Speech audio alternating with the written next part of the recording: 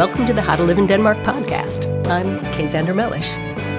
I get a lot of mail at the How to Live in Denmark podcast, and some of it is from people who want to move to Denmark, but they're not sure what to do to make money once they get here. But I do speak English, they say. Can I make money in Denmark just by speaking English? Generally, no. No, you can't. I mean, I do, but I was an experienced journalist before I got here. But English is not a rare commodity in Denmark. Danish children start learning English when they're 6 years old. And because British and American TV shows and movies are not dubbed, children are constantly hearing English even earlier. Danish adults often read novels in English, and by the time you get to university, pretty much all the high-level textbooks are in English. There's just no economic case for translating textbooks into a language that only 5.6 million people know how to speak. So English is everywhere in Denmark, and Danes love English. When you come to Denmark, you'll find that shops and youth programs and rock bands have English names because the Danes think it sounds cool. Danes also like to tack bits of English onto their Danish speech, like, "Du fik et nyt job? Nice!"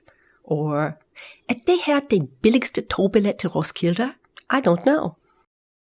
For some Danes, particularly young Danes, the Danish language is seen as provincial, old-fashioned, kind of like those dusty little porcelain knickknacks your grandparents keep around the house. Someone had to give me a form to fill out the other day, and she said, "It's in Danish, unfortunately." I mean, you would never have a French civil servant say, "Oh, it's in French, unfortunately." Or a British civil servant say, "Oh, I'm terribly sorry. It's in English." Wouldn't happen. That said, I wouldn't say there's no pride in the Danish language. I have a friend who works for Danske Sprognævn. That is official government department which sets the rules of Danish language usage. And there's a particular passion in Denmark for the Danish comma.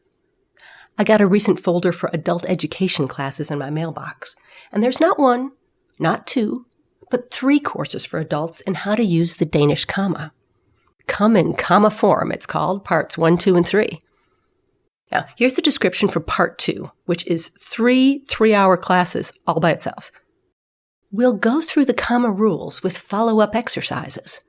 The focus will mostly be on the grammatical comma, but we'll also have time for the new comma. This is an evening course, you guys. People do this in their free time. So people do care about proper Danish. But unlike other languages, the Danes don't protect the Danish language from foreign words, which are usually English words. Computer, for example, is just computer in Danish. Smartphone is just en smartphone. The only complaints I ever see about the anglicization of Danish are in the letters columns of neighborhood newspapers, and they're usually signed by people with various old-fashioned old people names like Knut or Bente. Probably the only people who read the letters columns in neighborhood newspapers are elderly people. And me, I guess. So another question I get a lot is, if you already speak English, is it worth learning Danish at all? Yes, it is. Parties are more fun if you can speak Danish. There's nothing worse than everyone laughing uproariously at some very funny joke, and you having to sit there like a piece of furniture until someone takes the time to explain it to you. Another good reason to learn Danish is that it's a great secret language. When you're out traveling, you can speak to your friends in Danish, and hardly anyone else can understand you. Now, of course, this doesn't always work.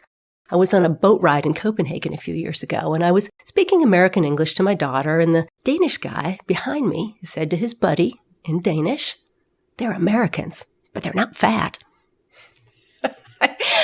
I turned around. I said to him, "Tak skal du have. Vi taler også dansk." He was pretty unhappy after that. I think we spoiled his boat trip. Something similar happened to a colleague of mine in Chicago. He was in the airport, and he got off the plane, and he was on an escalator to a baggage claim. The lady in front of him on the escalator had a relatively large backside.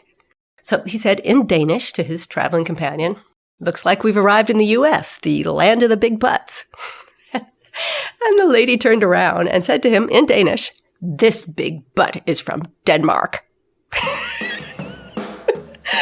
And that's the How to Live in Denmark podcast this week. Don't forget our new book, How to Live in Denmark, is available on Amazon.com and Saxo.com, and hopefully soon the iBook store. Apple is still reviewing it for dangerous ideas. It's only 49 crowns, or €6, or $8, so it's reasonably priced, and you can read it on any tablet or smartphone with the free Kindle app.